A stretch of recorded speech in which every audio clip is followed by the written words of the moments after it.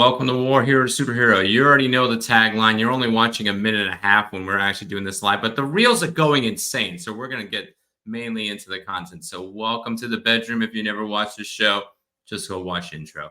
Our special guest is back for a 4-part series. Shiloh is a woman that transformed her marriage on her own, just pulled herself by her bootstraps or by her heels, stilettos, whatever version of shoes that she was wearing that day, and wants to empower you to do the same without breaking those straps. And we're going to bring her in back for part 4, becoming his lover and not his mother. You definitely don't want a mother in the bedroom. And we're going to go bring, in a sense, a lover to the bedroom. Don't take it the wrong way. We're keeping this clean. All right, Shiloh, we have you back on the stage for one last time. Did you know that you're going semi-viral on my platform, getting Tell me about it. the most amount of views? Yeah, outside of a random one I did with like another collab, whatnot. Yeah, you're getting the most amount of reels. Might have to keep you on here forever, but definitely got to go over and maybe do it. Is I got to remember that I'm married, so I would bring my wife in occasionally. All right, but we're gonna get into how to go over and to become his lover, not his mother. Whew, that's just probably a viral term that's going to go out there. So let's talk about, and this is the scary part. We probably all know this as guys, but what does a mother look like in a marriage? Well, the problem is that when we fall in love with a man, we don't at all act like his mother, and he doesn't suspect that we have those tendencies because we're admiring him and trusting him, and we are enjoying the chemistry and passion we have, and so it never really comes into play in the early days. But then we have a couple children, and for women, motherhood is a incredibly transformative initiation. It's called matrescence, and basically we become different people. Like we completely change.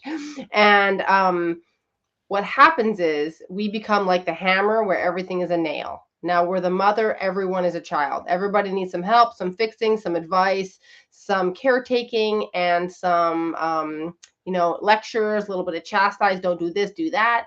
And basically we take on a superior energy. It's like a mother superior. So it's, you don't know how to do things right, you don't know how to dress right, you don't know how to eat right, you don't know how to live your life right, you don't know how to talk right. I'm going to let you know where you're going wrong so I can raise you up into the man that you're supposed to be. And so basically when we get into this mother energy, we both are overbearing and give too much advice. We caretake and do too much for him. And we also take a position that we need to caretake his emotions, which means we might even listen too long or be too accepting of poor treatment, because that is how you would also treat a child. That just sounded exhausting just going over and listening to that. I mean, I think I've had moments of that in my marriage, but if that was a daily thing, I could see why it becomes sexless roommates within a bedroom. And the funny thing is that in the past 100 years, we went from twin beds that push together. Now we actually have the beds to be together. And now you're like, where's the chainsaw? I want to separate that again. So I could totally go over and see that. So we definitely don't need mothers. We've already had mothers for about 20 plus years and we left. So how the balance, because kids and everything else, especially a stay-at-home mom, that I think that would be the hardest part. Because if you're not going into the workplace, or maybe you're doing a workplace at home, the bedroom, the living room, and the boardroom all merge together. And now how do you take that mothering instinct, which is the living room operations, and changing that to a lover? What's a lover look like in a marriage, and bring it back to bedroom operations? So when you take your identity as a mother, maybe a stay-at-home mother, or even if you have some kind of other wage labor you still kind of identify as a mother.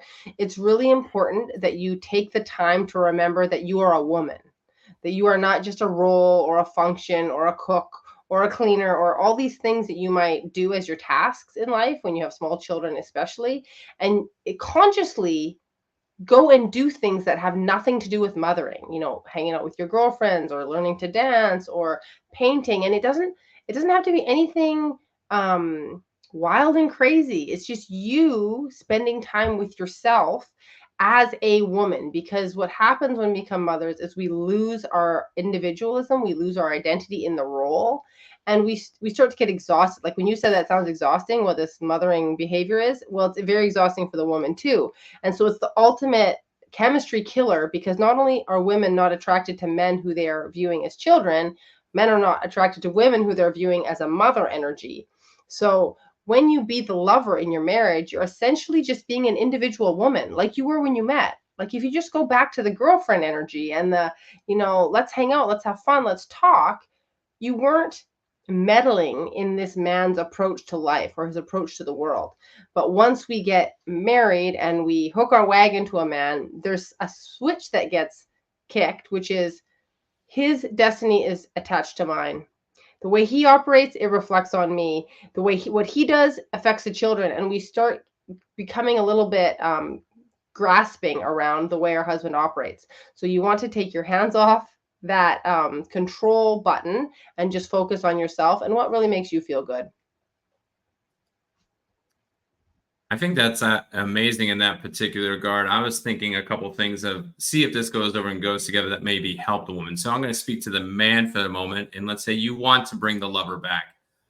I would think one of the things is to you have to have certain operations in certain places. Like for example, as minimal as possible, kids in the bedroom. That bedroom's got to be a sanctuary. It's very hard if you get into the real sex of the thing. Women are wired in so many different senses, and men is more narrow focus when it's a lover mode. So if you keep the room like a lover room and not make like a mother room, then that would be one. And I would think the second one is if men are listening, and tell me if I'm wrong on this, is that we are parenting in the place that is in the right place. We're parenting either in the kids' rooms or parenting in the living room.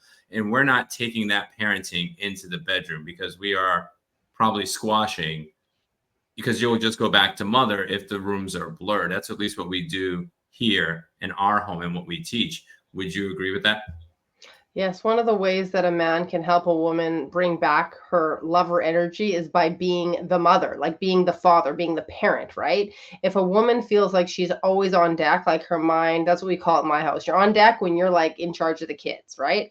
And for many women, we feel like we're always on deck, regardless of our husband's home, regardless if he's around, just because that's our focus. So if your husband comes along and say, "Hey, honey, I got it. Go have a shower, go have a bath, take your time, go work out, go get some exercise, whatever you want to do," it just like takes a load off our shoulders, because otherwise we always feel accountable for how those kids are doing. We're always thinking about if they're happy and if they're okay. And I just want to encourage you moms who are like, "Oh, but my kids are scared, they don't want to sleep," or whatever. It's like, you can go and sleep with your kids in their room if you find that they're sick or that's really important or they're having nightmares. But you're right that if you can keep them out of the parental bed, then at least you always have that sanctuary you can go back to. And you have, like you said, she can change modes from mom back to lover into her individual self.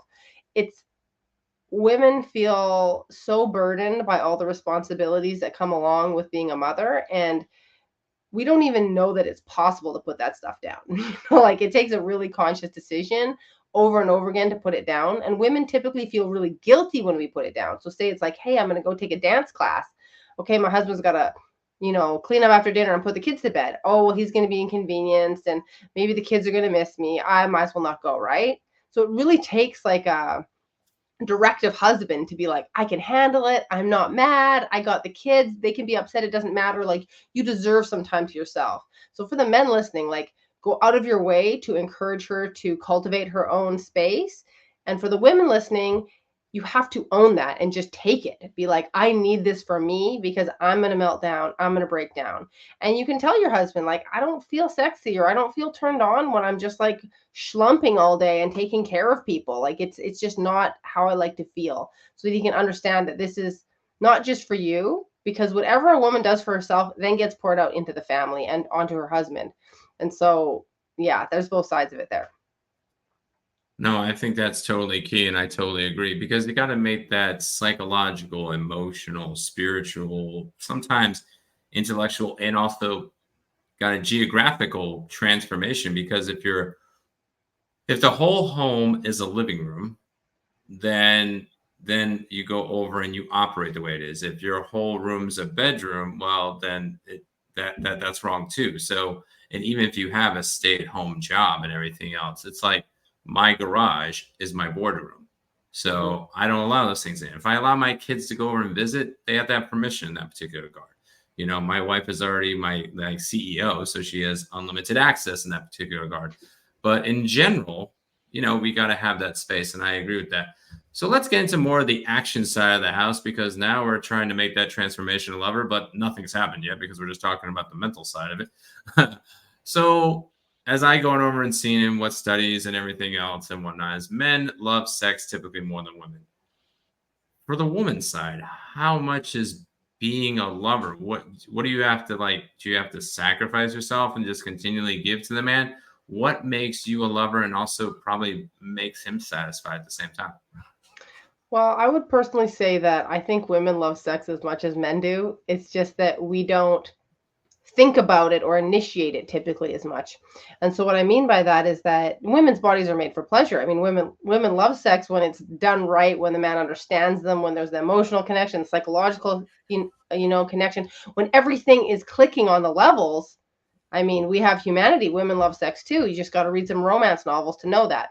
Not that I do, but all the evidence is there. And so, first of all, when we assume that women don't really like sex, don't really want sex, it becomes kind of a like a duty or a chore, right? Like, well, you've got to like take care of your husband because men have needs and stuff like that. And although that's true that men have needs, psychologically for a woman, that's a turnoff, right? Because she remembers a time when she was turned on and she really was excited to have sex with this man and that it was wonderful and it was happy. And then now she kind of just like should, like it gets into the realm of obligation, which is automatic libido killer. So the way that I believe women need to think about being the lover is they need to be committed to their own satisfaction and pleasure. Because if a woman knows what makes her feel good, if she can communicate what makes her feel good, both in terms of how she wants to be treated during the day so that she's more in the mood, how much time she needs to herself, how much exercise she needs, like as a lover, you're like a muse. Like when you think about those old stories about men who had like a muse, like a an artist who would go to this woman and he would be inspired by her. She didn't do anything for him but be like in her pleasure all the time and just love her own life, and he found her so captivating, right? That's what made her a sexual being, was that she valued her own self enough to create beauty in her life, to enjoy her life. And then when it comes down to the how much, right? Like, well, is this just like an all the time thing and like whatever? It's really about recognizing that a thriving sexual connection with your husband is a gift to both of you, and to make it an intentional priority. So you might have a libido imbalance where he wants it more often than you, but you're going to come to the table and say, hey, I would love to meet you a little bit more where you're at, and this is what would help me get there. This is what would make it easier for me. So you give him the pieces of information and the tools to know you and to make it fun for you, because a lot of women are not speaking up about that stuff. They'll tell me privately, he's a jerk to me all day, and then he just expects me to like want to jump in bed with him. And I'm like, well, he doesn't know that's why you're turned off. He doesn't know. Oh, where he's been drinking and I don't want to do it when he's drinking. Or he went out with his friends this whole time and then he just wants to come be with me. Well, he's just thinking, I want to be with you. Like, he's not going to put together the dots of all the things that you personally have in mind that make it feel right to you, right? Because every woman is different. So to be the lover, you stop making sex some like dirty thing or bad thing or like annoying thing, and you put it in the rightful place as a central in your marriage, and then you become the kind of person who knows how to talk about what she needs. I was remembering a book as you were going over and talking about that, and it was written by a pastor, Mark Driscoll, talked about marriage and whatnot. And we have three types of views that tend to be in life: sex is a god, sex is gross, and sex is a gift. And I think that's probably the mindset of looking at it from both sides of the house, is that it's a gift. We shouldn't be just expecting the gift every single day, as let's say typical guy, and then it shouldn't be only Christmas getting a gift, Right. giving the extreme, because you see these TikToks and the guy's like, Yeah. I pursued my wife 365 days and I was successful 38 days. It was 1 out of 10 days. And he goes over and he's like, too hot, too cold, too this, too Yeah. whatever. I have a headache. Is that all you think about? 800 times, he goes through the whole thing. So I think we need to appreciate that and balance that. And I definitely, like we talked about in the last episode, us men need a manual. So if you're ready to build that manual, Shiloh, would be a great gift for our audience, is to do that. Because I think a man would love to go over and say, what's your turn ons? What's your turn offs? Instead of coming and getting bombarded like like the mother in that particular regard, it's better as us as a lover, so we know when we're decompressing from work and say, all right, I want to go over and have some loving tonight. I also want to go love her in general. What is the things of those types of things? Because the more we know, the better it is. But with that, in the next question, if I go over and be the lover as the woman initiating and everything else and transforming from that mother to lover, will my needs be met? So not necessarily. I think one of the biggest lies out there that you'll hear sold to women, and men will even say like, "Oh, if you meet his needs in this way, he'll do anything for you, and he'll just like, meet all your needs." And it's really not true, because as much as a healthy sexual relationship is incredibly energizing for men and for women, and we feel more generous and we're just more open-minded to each other, we've got the rose-colored glasses, we're looking on the bright side, so it's going to create a healthier climate in your marriage. If you want your needs to be met, you have to ask. And I say this over and over again, but it's contrary to our instincts, it's contrary to what we are comfortable doing. But you might be, going above and beyond to be his lover and really like cultivating a lifestyle that makes you want to be sexual with him. But that doesn't mean he's going to know what you need or meet those needs.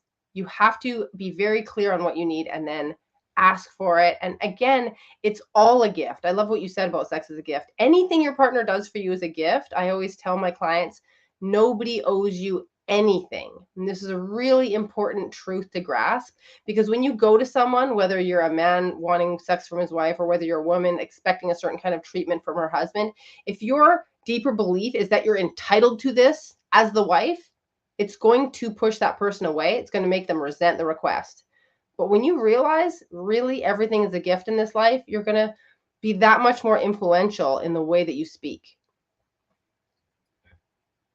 That's really cool to go over and understand that is you can't always have your needs met, especially and some men are into it. I mean, I've learned this stuff over the years and everything else. So I'm not going to say all men are that way, but we literally sometimes don't know what you're needing because we can observe from a work standpoint, we can observe from an intellectual standpoint, we can observe from many standpoints, but when it comes there, we might just be challenged in that way to not see those things. So it's great to be like, I want to have sex tonight.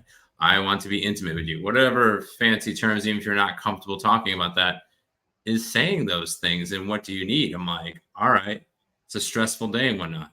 For me, I like an ops tempo. Like, give me a heads up and whatnot. And I do the same as a man. I'm like, I'm like, even though I'm in my 40s and I'm technically sexually healthy, I might not even be there. Don't expect all dudes to be all there all the time, too. It's like if we're focused on a certain thing or we're not ready for it, I mean, yes, a man can, theoretically, yes, go where no man has gone before in a sense, but we ain't always there. So it's vice versa, having that conversation. I want But I that, want to add to that, because I yeah, think sure. that's a conversation that is not had enough, and that women have been taught in society and in the church that men are always wanting sex and that they're always available and that they don't need anything in particular to be turned on or to be interested in you. And that is not true in long-term relationships for the most part. That's true when you're 16. That's true when it's a brand new relationship, because the hormones and the chemicals in your body just like take over, and there's testosterone take care of that, right? But when you're in a long-term relationship, this part of being his lover is not just so that you would enjoy being in relationships with him physically. It's so he's going to also feel that chemistry and passion for you. And this sounds confusing to women, and women get turned down a lot. Women get turned down a lot when they initiate with a man. It's for like what you said. Sometimes a man distracted, sometimes he's tired, sometimes he's stressed, sometimes he's just frankly caught off guard because he didn't expect you to do that. And he's like, whoa, I'm not like, his frame of mind is not there. And so I want to say this because I have spoken to so many women who feel so hurt because all they can think is, oh my God, he's not attracted to me anymore. Because we've been sold this one-dimensional vision of masculinity where all that matters is if your wife is physically attractive. So if she's still physically attractive, then you're always going to be game. You're always going to want to. But what happens when you do this work I'm talking about, where you be the lover, is you don't just like have sex sometimes. You get to both really want to, right? You're creating chemistry and passion and desire. And that is partly by not being a mother. That's partly by, being this woman who has the energy of girlfriend and individual, where he's going to start noticing you the way he used to. Because I think that's what we both want as men and women. Like, yeah, there's frequency and blah, blah, blah, but we want to feel excitement and feel desired. Yeah, I don't think most of our generation goes over and talks about that. I mean, I'm probably the weird male in that particular, and I hope I break the stigma a little bit in that particular regard. But there's times and there's moments. I'm like, you have focus on work and everything else, and then you have to add the age factor too, and then your mind might want it, but then your body's not wanting it, and that's been the whole big. Probably my algorithm's going to get sucked in again with ED again, and I'm like, I don't need these ads, but they focus on me because I'm in my 40s, and they think, oh, men really want it all the time. We take a pill and then it gets better. I'm like, yes, we want it better. We want it longer. We want it sometimes faster and those types of things. But there's a series that I'm hoping that we work together with is the sexual personality styles. Because if I'm not connected with you in the style that I'm looking for, even bedroom stuff that I'm looking for might not satisfy me. I might be hard as a rock, but I might not be fully ready to go just because biologically I'm there. And every man, it's like usually when you wake up, it's like, oh, because you wake up, it's there. Yeah, most men, yeah. I would say, yeah, but it's not every single time. I think we just need to understand that as a culture is that we need to be just as communicative as men about our sexual needs, and women have to be the same. And no is not a reject of you. No might be a reject. I'm like, my heart's going to stop. Please don't. Or, hey, I'm like, because injuries and everything else, it's not there. And sometimes we might need to be the sacrifice that we might have to do different ways to go over and satisfy you and be that sacrifice, because we know that men might be thinking it's one way, just straight go and go and go. And we can talk about the another conversation. Women need other things to get there, mentally, emotionally, stimulation, everything else. So those conversations need to be more frequent and more often, and not just always focus on sex is a god and sex is gross, because it is a gift, but we need to understand how to cherish that gift. So going on from there, we talked about needs met. Now, how do I love him well? Because that's a part of a lover. So how do I take this and now let's bring this into the practicality? I understand maybe the transformation change, but how do I now love him well? So one of the things that men need is for a woman to be happy, be happy, be peaceful, be receptive to what he is offering them. And I would consider these like the peak masculine emotional needs, because we talked about in our earlier ones that, men need to be trusted and respected and appreciated. They also need to be admired. So if you put like admired and like kind of delighted in, like if you can actually feel like you did when you fell in love. Again, this is the refrain. The way we were when we fell in love was because of chemicals. We don't get a medal for that experience because it happens biologically. And if you want to feel like that 20, 30, 40 years later, you can reverse engineer it and go, how did I look at him when we were in love? What if I just looked at him and was like, wow, you wanted to marry me. This is so exciting. That giddiness you had when he proposed and you were like, oh my God, we're going to get married, and this doesn't mean you be a fake Stepford wife where you're always like, hi, husband, would you like some pie? It's not that, because men, as we talked about before, can tell when it's real and when it isn't. But loving your husband well is, first of all, you got to know what he needs in terms of basics. Like, is he big on having a nice meal? Is he big on whatever, certain acts of service? But what I'm talking about in the lover area of the real love method is feeding his heart And the way his heart gets fed is by feeling you really like him. Like you actually like him. You think he's funny. You think he's cool. You think he's great. You think he's smart. He's strong, right? Like these admirable qualities. Like your life is better because he's in it. And what I want you to notice is it's not what you do for him that makes you the lover. It's not what you do for him. That's not the feminine pull. The thing that you provide as the lover, as a woman, is that beautiful, warm, accepting receptivity. And each of those are going to look different for each and every man. I think about when we wrote our book, and we're on a revision of it, is Leave No Marriage Behind. And we talked about, the 5 love languages. We talk about the personality style. We talk about the sexual personality style. That love is going to look different for each and every woman to do for each and every man. Like you talked about the meal. God, that would annoy the hell out of me. My wife, and it offended her for a while. She's like, she became a 5-star classic French chef. She worked at a really fancy restaurant. Gordon Ramsay's protege was her boss, and she brought a beef Wellington home. It's 140 US dollars, probably about 160 to 180 Canadian, and plus or minus. And she brings this home, and she's super excited. And she still thinks in year 6 or 7, even though we've been married that long, food is the gateway of my stomach. The standard, typical, stereotypical gender role and everything else. I don't like beef Wellington. I'm really not a foodie. I'm more of a healthy guy. I don't want to eat to be fat. I don't like classically French, even though I have a Canadian and a French background because my family's from Canada, and then my other part is from French. And you think I'd like a beef Wellington? Nope. And it didn't satisfy me. What would have been more important to me is to have that intimacy and communication time. And I'm a thinker in that part. I would like to ask the question, like, why did you think that way? And if we had an hour conversation over that, that would have fed me emotionally, sexually, and everything else. But that beef Wellington did not. So knowing your man is really knowing your man and not following the stereotypical. Do you think anything else you want to add to that? Yeah, I would love to add to that. Thank you. And the part that's so hard about loving your partner well is sometimes they don't want to receive what you want to give. Like that to me was a really hard pill to swallow when I was starting to understand this.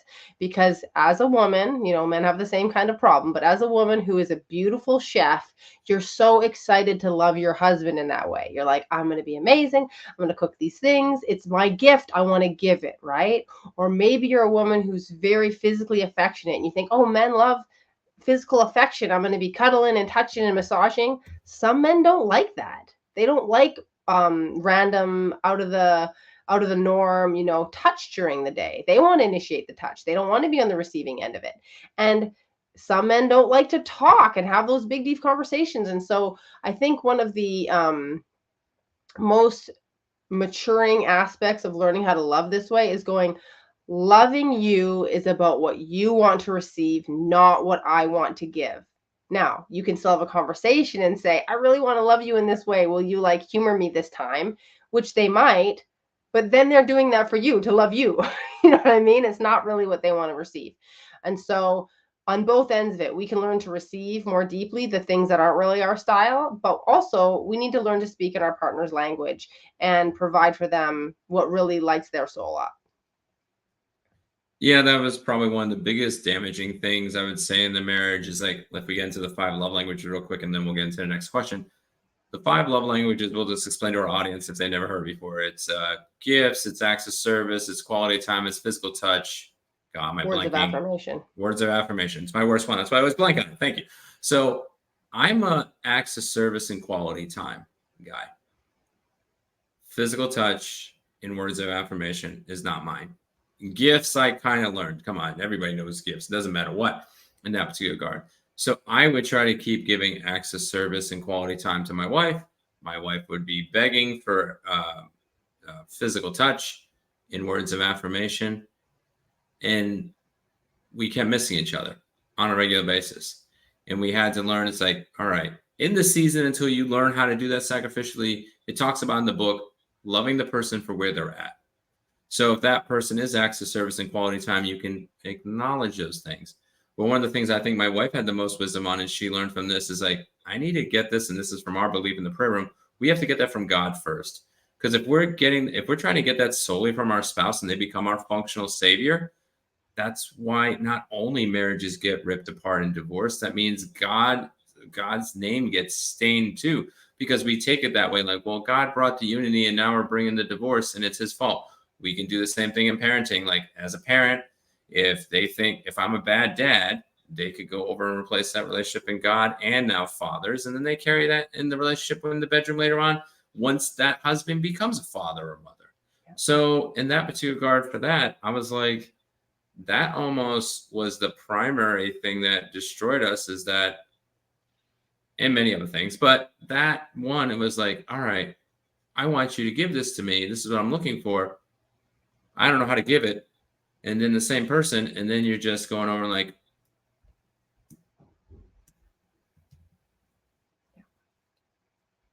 Yeah, I help women learn how to help. I say it's like he has to learn Chinese, right? Like a lot of women have that physical touch and words of affirmation, and a lot of men have the acts of service as a dominant love language. And so if you're asking a man to speak a love language that is not his native tongue, it's like him learning Chinese. And you want to think of it that way because it's going to be hard, it's going to be slow. But if he's willing to, you can make it easier for him, by being encouraging, by appreciating the small little efforts, by not complaining when it's not quite right. And this is like what you said about getting all your needs met in your relationship. I totally agree with that, because when you make your partner God, they will never live up to the job and you will always be crushed. And so when you get clear on, okay, I really would love to hear words of affirmation from my husband, and it's really hard for him to do it, I'm just going to take it slow and I'm going to show him how important it is to me. And little by little, if he wants to, he's going to show more and more over time. And that's when you grow stronger in your relationship. And it's in this upward spiral of like, this person keeps putting effort in to love me. Like, this is a beautiful thing. I love how you said it is Chinese, because this ties really, really well. We're on YouTube. It's a worldwide language thing. And the majority of our audience is now been balancing a little more male recently, even with the show, which is really cool. I've been looking at the metrics. So, but we have the same language. You're from Canada, I'm from the United States, and everything else. And then once you get into Mexico and other countries, you still could learn those languages. You can still learn French, you can learn Spanish, you can learn a lot of languages. Once you cross and get into the Middle Eastern, you don't have that Latin based alphabet system. And once you cross in there, and now you have that culture in there too. Like, there's certain things in German culture when I was in Germany, but I could get the words because it was Latin based, and I might do it, because you had to throw a little more throat in there. But when you get to the Middle East, if you don't understand the culture, and then you're not understanding the written word. And when I went to Korea, which is close to Chinese, but not even not close, because Chinese, even though they had a different sways and everything else, they still had 10 vowels and 16 consonants. And then once you learn the symbols in Chinese, you're learning every single symbol, the sways and whatnot in that particular language. So a love language of physical touch to you and words of affirmation to me, if we're those languages, it's so culturally different. It's not Latin based. It's not like I can throw myself into it. I literally have to immerse myself into your love language culture to really immerse in that. So I think that was beautiful when you said it was Chinese. That just throws a perfect thing. And I think that's a lot of times people get dissatisfied with reading the 5 love languages. They think, I can just go apply. I'll just go and rub her back like a madman and go over and give a few words, and I'll write a card. And she's like, yeah.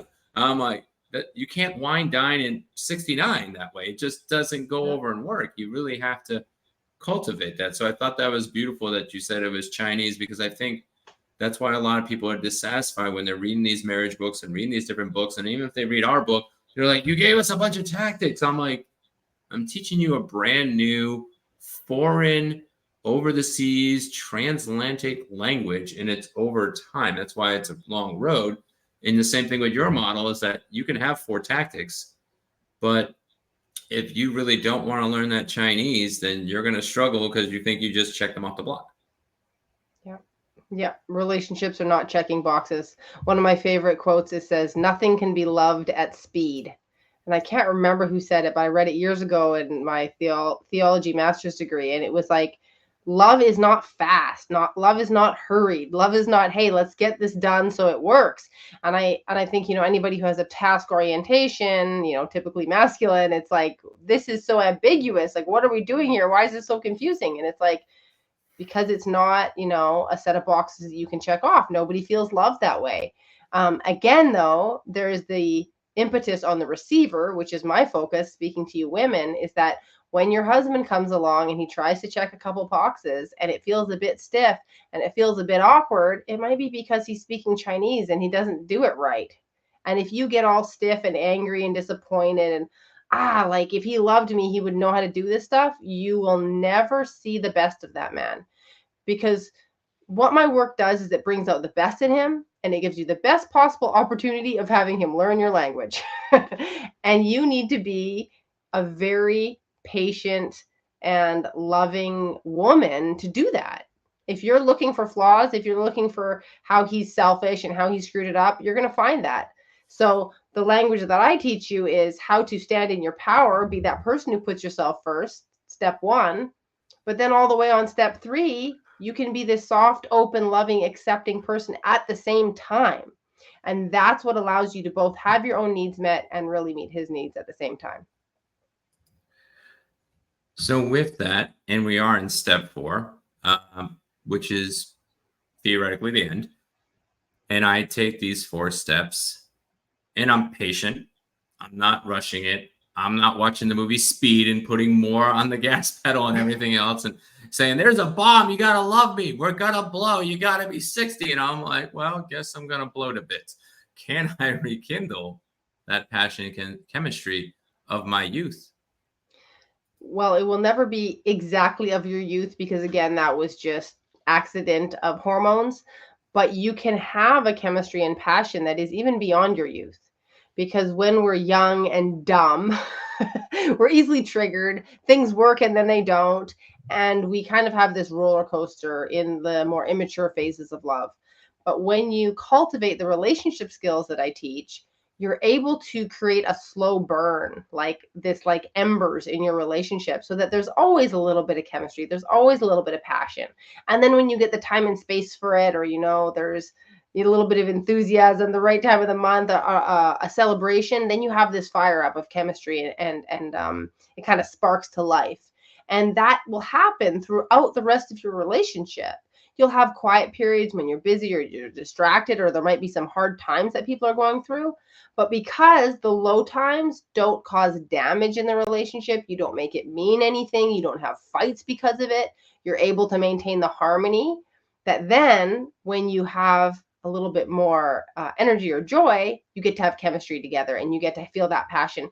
And because you come to know each other better physically and emotionally and psychologically, you're actually much better lovers for each other as well. So the chemistry and the passion can just grow throughout your whole marriage. Yeah, it's also been proven you really can't last that long. Like lust, call No. it what it is from a moral perspective or from a secular perspective. It's Mm-hmm. usually 6 months to 2 years, that honeymoon phase. Yeah. And I don't think I want to feel that way for that long, that long in that time. I mean, you don't, Yeah. I mean, we have other things and different things. Yeah. If we stayed too much into lovers, we would never become mothers and fathers anyway in that particular regard. But as I'm trying to rekindle the lover part while I'm going over and living out the mother part, because obviously they are blended until your kids are out of the house, but usually moms never leave to be moms. So it carries throughout a generation. Any particular surefire tips that will create this environment? So I'm not just going over and just shooting arrows in the wind. Right. Right. So for women, the first thing you can do is commit to not being the mother. So when you stop telling him what to do, stop giving him unsolicited advice, stop criticizing him, stop rolling your eyes or interrupting him. For women, it's a lot of just stopping. Because what I always tell women is if he married you, you're his type, he's attracted to you, and all you can do is get in the way of that, basically, by bringing this like tension and disrespect and mother energy. So if you stop doing all that stuff, you'll already see an increase in the connection and chemistry. And then if you add to that smiling at him. Like, it's so simple. Make eye contact and smile at him more often. And for the cherry on top, you wear something that you feel cute in and that you feel beautiful. You're going to already see the chemistry come back to your relationship. Now, it might take a little while, because one of the things that you should know as women is men who love you and who respect you are not going to initiate sexually with you if they think you're not interested. They're going to think, no, she's going to turn me down. She's tired. She's not in the mood. She's mad, because he cares about you, and the rejection from you is going to hurt a lot.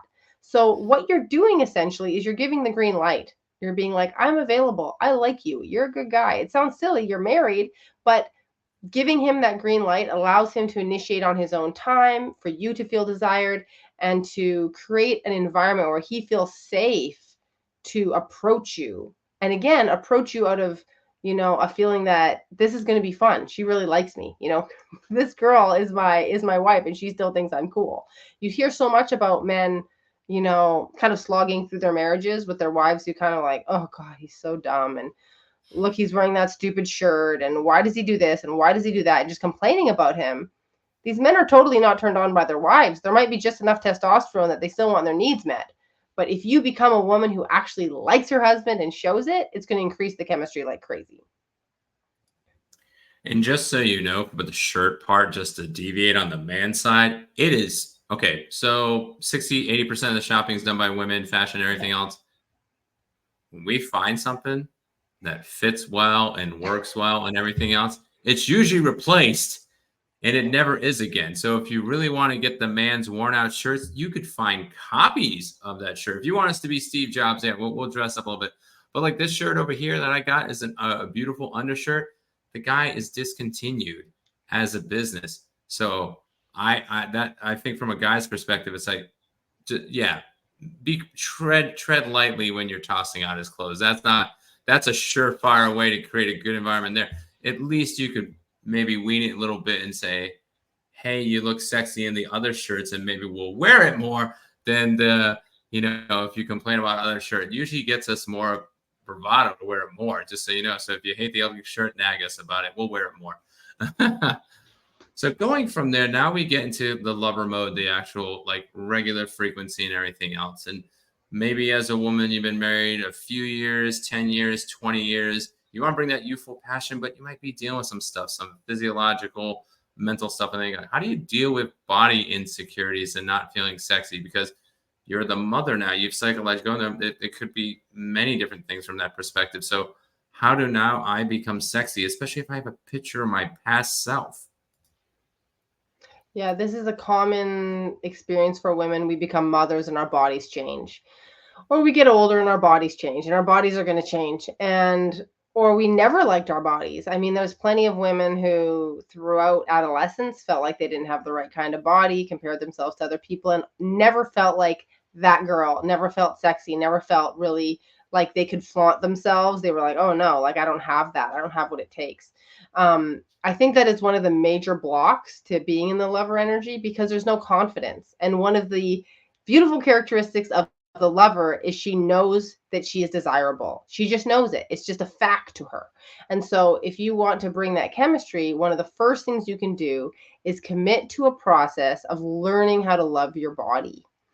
Few ways you can do this. The first one is wear clothes that make you feel good about yourself. Don't stuff yourself into things that don't feel cute, or don't hide yourself in things that don't. Find your style and allow yourself to feel beautiful, no matter what size you are, no matter what age you are. None of it matters, because what actually makes you attractive is your self-confidence, especially to your husband, because again, you're already his type. The more confident you are, the better you look. The other thing you can do, which I really love, is you can borrow your husband's perspective. A lot of men will compliment their wives, and their wives will say, oh God, no, like I'm so bloated. Oh no, like I've gained weight. Like, don't look at me, don't turn on the light, like, look, and his compliments actually trigger their insecurities. This will cause a man to stop complimenting you, and you'll feel like you're not attractive anymore, but it's just because you've rejected his compliments too many times. Instead, why don't you say the prayer, I wish I thought of myself the way my husband thought of me. What if he's right about me instead of me? What if my perspective is the one that's skewed and he actually sees my true beauty. Because one of the gifts that men are to us is they see the parts they like, they ignore the rest. Whereas women, we see the parts we don't like and we ignore the rest. So I just want to put that shred of doubt in your mind. You are much more beautiful than you think you are. The things you're focusing on, nobody else is noticing them, and you're allowed to feel beautiful and desirable even if you don't fit into the ideal woman image that you have in your mind. I actually want to go into sub question for that in that particular regard. So, what if it's maybe a legitimate thing that you're concerned about for health and everything else? Is it okay to, in a healthy way, to maybe take some of those body insecurities and, you know, get back in the gym? Is that going to help to maybe feel sexy? Because you said talk about the clothes, but sometimes you might be, hey, it's the baby weight. Outside of that, it's that particular regard or whatever it is. Is that okay, or do I really need to be sexy on where I'm at right now to do that? Because I mean, it's a double edged sword where I'm going in that particular regard, but I don't want to, exclude ladies if they have that specific struggle. Like even for me, I have body insecurities. I want to get down to 150 pounds. I'd like to have a 9-pack Lego backpack, Lego Batman pack. But it's not. I know that's too extreme, but Right. my wife's like, I like you as a cuddly bear. I'm like, I want to be rock hard. I said, I want you to be. She's like, but you won't be a pillow to me. And I'm like, but I don't want to be a pillow, man. That's my body insecurity. So I'm just asking the question: Yeah. is there a healthy way to feel sexy in the moment, but maybe get to maybe your own personal optimal sexy? Because even I was thinking about that one. I'm like, I still want to lose weight, so I'm like, that's my body insecurity. Well, the good news is you can have both. So, what I really believe in is unconditional sexiness. I know this might sound kind of crazy, but basically, you can desire to be in better shape. You can desire to feel stronger. You can desire to be healthier through diet and exercise or movement or flexibility. And that's all wonderful. But the trap we get into is we don't give ourselves permission to feel attractive until we achieve that end. And what that actually does is keep us on a hamster wheel. It's like, well, I'm not quite there yet. Well, when I lose that next 5 pounds, oh, but I'm not that toned. Oh, but this part is saggy and that baby weight's still there. And I can tell you this because whoever you are somebody else's goals. Somebody else was like, oh, I wish I was thin as that guy. I got this giant beer belly. Oh, I wish I was thin as that girl. I'm like 300 pounds overweight. And that girl's like, oh, but I still got this baby tummy, this little pooch, and I hate it. And I'm just not cute anymore. And what you're doing is you're allowing your insecurities to infect your sexuality and infect your sex life. And it doesn't have to. Even though, yes, being fit and being gorgeous, of course, it helps, especially because it is our bodies. So the healthier we are, the easier it is to have a great sex life. But what I suggest you do is allow yourself to feel beautiful and feel desirable right where you are and use that as fuel to get better instead of beating yourself up for where you are as fuel to get better, because you're cultivating a mindset of I'm not good enough and I'm not attractive and my partner, I'm not desirable to my partner as much as I want to be. And you want to kind of clear those thoughts out because they turn you off. They make you feel turned off about yourself. Yeah, maybe the self-perpetual cycle too, because there's a book out there I just found, and I'm not going to cuss, but this is the word. It was like F to fit. And that's what it was. It popped on my feet. And I told my wife about it. And I'm like, she's like, what? I said, yeah. I'm like, I don't think that's possible for us. I'm like, I'll break my back before getting to fit. But Yeah. anyway, but the point of the matter of it is what was I going with that particular guard? Is that the cortisone, the stress, and everything else. So you might self perpetuate more your insecurities because you get into that negative mindset. And there's a thing in neurology in talking about paths. And a lot of our brokenness carries from what we have a self worth and what our image was. We talked about that last time with what was the show? Inside Out 2, the new movie. I already spoiled it, watched the other previews. But basically, that neural path, and you could then cause that stressor and that lie. But then now your body is now taking the beating for it because you continually live that out. So it can be an insecurity, which you can make almost a fact instead of saying, okay, this is a concern. And if I love myself where I'm at, but I also love improvement, then I can get better in that particular regard. Yes.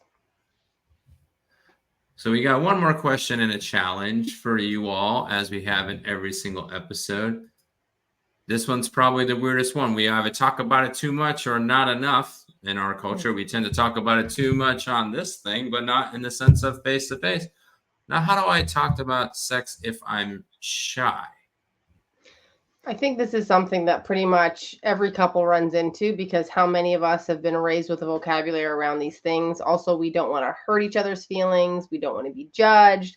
We just have so many fears around it. And so, what I like to tell my clients is just start where you're at. Like, you don't have to become someone who's just casual, can talk about everything. Like, that's not you. That might be a long way down the road. But just start by expressing what you like you can just start there. Like you made a point earlier about women needing more to like get warmed up. Be like, I love making out on the couch. That's my favorite. I love getting a back massage. That feels so good. You see how you're not like nitty gritty conversation about sex, which can feel like really intimidating if that's not a part of your relationship already. So you as women get in the habit of talking about what you like when you're beforehand, when it's happening, afterwards. Just reinforce to him what you like. This is going to make everything 100 times better. Um, you can also make sounds and make noises because that's a very easy way to communicate what you like. But don't think that there's something wrong about it or something weird about it because actually we need a lot more information than most of us give our partners, and it's what holds the relationship back or keeps it stuck. You know, when we'll say, oh, it's always the same thing and I hate it this way, or he never makes out with me first and I hate it. And it's like, well, don't say I hate it. The way you do it's bad, because he's going to be like, okay, I guess like this whole thing, you just don't like me. Tell him the positives and be specific. That is like the beating drum. Tell him what you want and be specific about it. And then when he does it, say, that was great. I love that. And then he's going to feel like, oh, this person is possible to please. And she's telling me what she likes. This makes it much easier for both of you. Yeah, because in the heat of the moment, 55% is still body language. And sometimes you might not be in the right position for the body language to read. So sometimes words are a beautiful thing in that particular regard, because then the rest of it is tone. So yes, you sounds and different things, and then you got the rest is words. So that is totally key. And I get, and from the man side of the house, we don't want to be dissatisfying you. And we might go into another series about sexual personality style. We're talking about this on the back end and everything else, but the high inspiring style guy, a person like me, wants to wow you. So we keep upping the level and the game because we loved to be loved. So we're trying to figure that out. But some guys and girls might need a manual. They might need to know a step by step approach. They might like a certain approach in that particular regard. So the more communication, the better, even if it's subtle. It's like, I love making out on the couch before we get into this. And I feel these way. When you say you suck in bed, here's the 10 steps why you suck in bed. And I wrote out a diagram for you. You want to look at it on the whiteboard? That's not going to work out so well. So I liked how you said that, is that we need to be a little more vulnerable. We need to be more vulnerable face to face than vulnerable from face to screen. So with that, how do we now take this screen time that people had with us and listening through the reels and everything else into a superhero challenge? So how do we go and apply this? Because people could read this, but how do they go and apply this? So the superhero challenge is to quit your mom role with your husband. So this is a conscious intellectual shift of going, he's not, people say, oh, he's like my fourth child. And it's like, oh, it makes me cringe whenever I hear that. So stop being the woman who views her husband as a child. Make the choice to remember that he's a grown adult who you admired enough to marry. Who produced children with you, who cares for your children, who provides for you in some way. And the way you do this is you don't tell him what to do. You don't tell him all your opinions about his choices, and you don't criticize him. And try to do this for a whole week. First of all, you're going to notice how tempting it is to do some of these things. And second of all, you're going to see the world didn't fall apart without you micromanaging him. This is a gift to you because you don't need another child to manage. And it's a gift to him because he would like to be treated like the grown man that he is. Now, do you have any way that you want them to be more involved? Because a week could be agonizing for some and super easy for other. So I was thinking on this live is that maybe if they go over and tag you that they want to be in this challenge, then you could keep them accountable for those 5 to 7 days. Is that something that you maybe be up to? Yeah, I would love that. That would be great. And then you can tell me where you get stuck or those things that are just so hard not to say. And I can help you to understand, when you can speak up, but when you should bite your tongue. All right, so that is Shiloh's challenge. You tag her in there. So when we tag on all the social medias, we tag her, but you say, I'm up to the challenge and tag her, and then she'll keep you accountable for that week. So it's got to be in the next 7 days. Don't be tagging us 27 years from now. She might be doing something else. So in the next week, if you tag her name on social media, either use a hashtag or use the @ symbol wherever you're at, then she will give you that accountability for those 7 days. Do you have a group at all that they can go over and join at all? Yes, I have a Facebook group for women creating amazing marriages. So if you tag me, I'll make sure to get you into that group. We'll put the link in here as well if we can, below in the show notes. But you can join my group and we can continue that challenge there. All right. So this has been amazing 4 episodes. So we're going to let you close out the show and give them a little bit of a reminder of all 4 of them, because if they didn't watch all 4 episodes, and you can close it out with a beautiful summary quote, and then we'll go over and go to credits. So thank you for doing this beautiful series with us. Okay, so thank you for following along. I'm going to remind you that this is my 4-part real love method that I developed out of the way that I healed my own marriage without couples therapy. Because I have a husband who's a man's man like so many others and does not want to go to talk to some other person about his issues. And so I realized that women can single-handedly restore the joy and the pleasure in their marriages by doing these 4 things. Number 1, put yourself first. Mentally, emotionally, physically, spiritually. Stand up for what you need and what you desire. Number 2, understand your man. That is both understanding the instinctual masculine traits that exist in most men and also being aware of what your particular man's nuances are, how he loves to be loved, what his triggers are. So, really getting to know him well in that way. Number 3, powerful communication. So once you've set this groundwork of emotional safety and acceptance, now you can speak up for yourself in a way that inspires him to want to listen, to want to do the things that you need. This is a critical skill for having a relationship that stands the test of time. And number 4, the cherry on top is to be his lover, not his mother, so you can enjoy passion and chemistry and feeling desired and romanced for the rest of your life. So if you're a woman who's like, you know what, life is too short. I don't just want to tolerate my relationship and kind of do the hard work. I want to put in effort that's going to pay off in a relationship that feels fantastic and that I never want to leave. Then I would love for you to reach out to me. You can tag below. You can find me on social media or on my website, and I can support you in getting to that beautiful happily ever after.